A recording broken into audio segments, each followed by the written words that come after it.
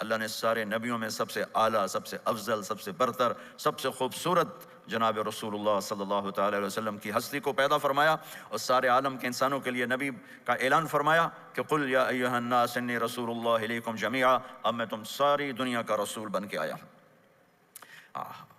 آپ کا ظاہر بھی اتنا خوبصورت اور آپ کی زندگی بھی خوبصورت۔ میں آپ کو اللہ کے نبی کا حلیہ بتاتا ہوں۔ آپ تشریف لے جا رہے ہیں مکہ چھوڑ کے مدینہ، راستے میں بھوک لگی، رابغ، ایک خیمہ دیکھا، وہاں ایک بوڑھی عورت بیٹھی۔ آپ نے ان سے کہا ماں جی کچھ کھانے کو ملے گا، پیسے دیں گے؟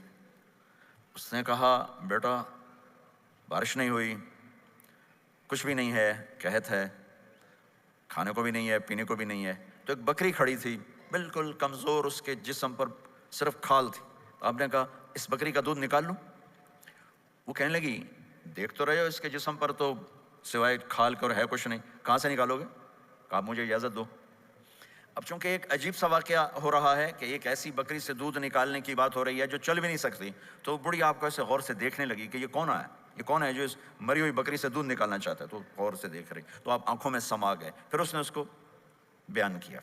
آپ نے اس بکری کے تھنوں کو پکڑا تو لٹک کے نیچے آ گئے، دودھ سے بھر گئے، تو اپنے بڑے برتن میں دودھ نکالا، اپنے تینوں ساتھیوں کو پلایا، خود بھی پیا، پھر دوبارہ دودھ نکال کے برتن پورا بھر کے اس بڑھیا کو دے دیا، اور آپ چلے گئے۔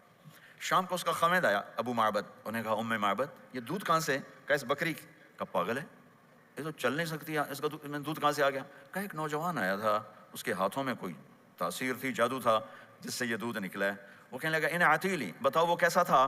شاید آپ نے کبھی سنا نہ ہو اپنے نبی کا حلیہ، میں بتانا چاہتا ہوں ہمارے نبی کیسے تھے۔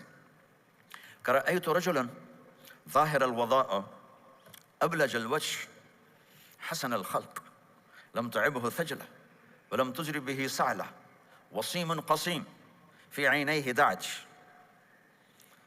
في أشفاره وطف في صوته سحل في لحيته كثافة في عنقه ستع أكحل أحور أزج أقرن إن صمت فعليه الوقار وإن تكلم فسماه وعلاه البهاء أجمله وأبهاه من بعيد وأحسنه وأحلاه من قريب كأن منطقه خرزات نذب يتحذرن فصل لا هزر ولا نزر سبحان الله لم تقتحم عين من قصر ولا تشنه من طول ربعة انظر الثلاثة غصن بين غصنين۔ کیا اماں الفاظ بول گئی، آج تک عالم تھک گئے ترجمہ کرتے ہوئے۔ کہنے لگی میں تمہیں کیا بتاؤں، میں نے ایک شخص دیکھا، مجھے لگا جیسے 14ویں کا چاندی کپڑے پہن کے زمین پہ آ گیا، ظاہر الوضاء ابلج الوجه، چمکتا چہرہ۔ میں پورا آپ کو ایک اور حدیث بھی ساتھ جمع کر لیتا ہوں۔ عظیم الہامہ، خوبصورت سر، بڑا، شدید سواد الشعر، سیاہ کالے بال، عظیم الہامہ، سر خوبصورت گولائی میں، واسع الجبین، کھلا ماتھا، ازہر اللون، کلیوں جیسا خوبصورت رنگ چمکتا ہوا، پھول میں چمک تھوڑی ہو جاتی، کلی میں زیادہ ہوتی، کلیوں جیسا رنگ چمکتا ہوا، ازج الحواجب، یہ بڑے خوبصورت گول، وہ آج کل کیسے یہ پر پینسلیں لگا لگا لگا کے بیچاریاں یہاں تک لے جاتی ہیں، وہ پھر پینسل کا رنگ اتر جاتا ہے، پھر اندر سے وہی عجیب و غریب نظر آنے لگتا ہے۔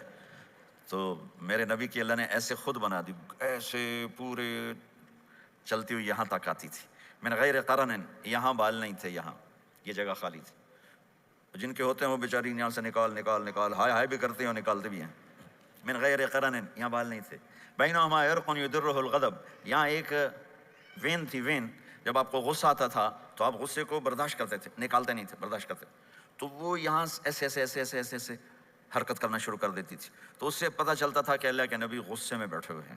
فی عینیہ دعج، آنکھ بڑی خوبصورت، موٹی، سیاہ، اشکل، لمبی، اہدب، یہ بال بڑے لمبے، اکحل، بغیر سرمے کے سرمہ لگا ہوا، انجل، ابرج، اہدب، احوج، ادعج، اکحل، یہ سب نام میرے نبی کی آنکھوں کے ہیں کہ اللہ نے ایسی خوبصورت آنکھ کائنات میں اور کسی کو نہیں تھی، حسین آنکھ تھی، اس میں باریک سرخ دھاریاں تھیں، اور سیاہی سیاہ تھی، سفیدی سفید تھی، جب آپ آنکھ اٹھا کے کسی کو دیکھتے تھے کوئی آپ کی آنکھوں میں آنکھیں نہیں ڈال سکتا، سب ایسے ہو جاتے تھے، اس لیے میرے نبی یوں نہیں دیکھتے تھے، لوگ ایسے دیکھتے تھے، جل نظرہ الملاحظہ، ایسے جب کبھی آنکھ اٹھتی تھی پھر سب آپ کے سامنے یوں ہو جاتے تھے، کوئی آپ کے چہرے پہ نظر نہیں ڈال سکتا تھا۔ فی اشفارہ وطف، خوبصورت خوبصورت بال، اخن العرنین، ناک تھوڑا سا یہاں سے اٹھا ہوا، یہاں سے باریک، لہو نور یعلوہ، یہاں نور نظر آتا تھا، سے چمکتا ہوا چمکتا ہوا، ضلیع الفم، ہونٹ بڑے خوبصورت کھلے ہوئے کھلے ہوئے اور چوڑے منہ کے ساتھ، اشنب براق الثنایا مفلج الاسنان، دانت ایسے گولائی میں خوبصورت چمکتے ہوئے، جب کبھی آپ مسکراتے آپ کے دانتوں کا نور دیواروں پہ پڑتا ہوا نظر آیا کرتا تھا۔ ایسے حسین دانت تھے ہمارے نبی کے کہ دانتوں سے نور نکل کے دیواروں پہ پڑتا ہوا نظر آتا تھا۔ یہ چار دانتوں میں تھوڑا فاصلہ تھا، باریک سا فاصلہ تھا، اس میں سے ایسے روشنیاں نکلتی تھیں آپ کی مسکراہٹ کے دوران۔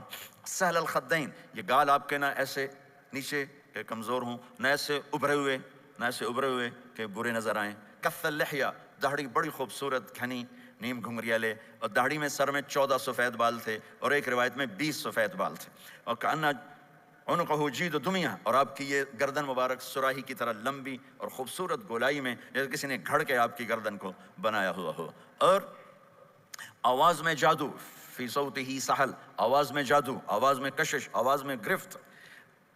طفیل بن عامر ایک بڑے عرب سردار ہیں، وہ مکے میں آئے، لوگوں نے کہا ایک جادوگر ہے جس کو سناتا ہے اس کا ہو جاتا ہے، تم اس کی نہ سننا۔ انہوں نے ڈر کے اپنے کان میں روئی ڈال لی کہ میں سنتا ہی نہیں۔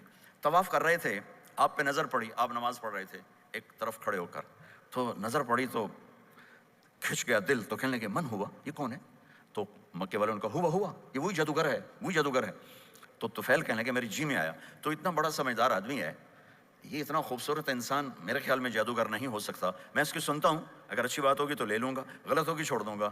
تو طواف پورا کر کے آپ کے پاس آ کے بیٹھ گیا، آپ نے سلام پھیرا، تو طفیل کہنے لگا ما تقول یا محمد، کیا کہتے ہو محمد، کچھ سناؤ۔ تو آپ نے چند جملے بولے، ان الحمد للہ احمدہ واستعینہ واؤمن بہ واتوکل علیہ من یہدہ اللہ فلا مضل لہ ومن یضللہ فلا ہادی لہ۔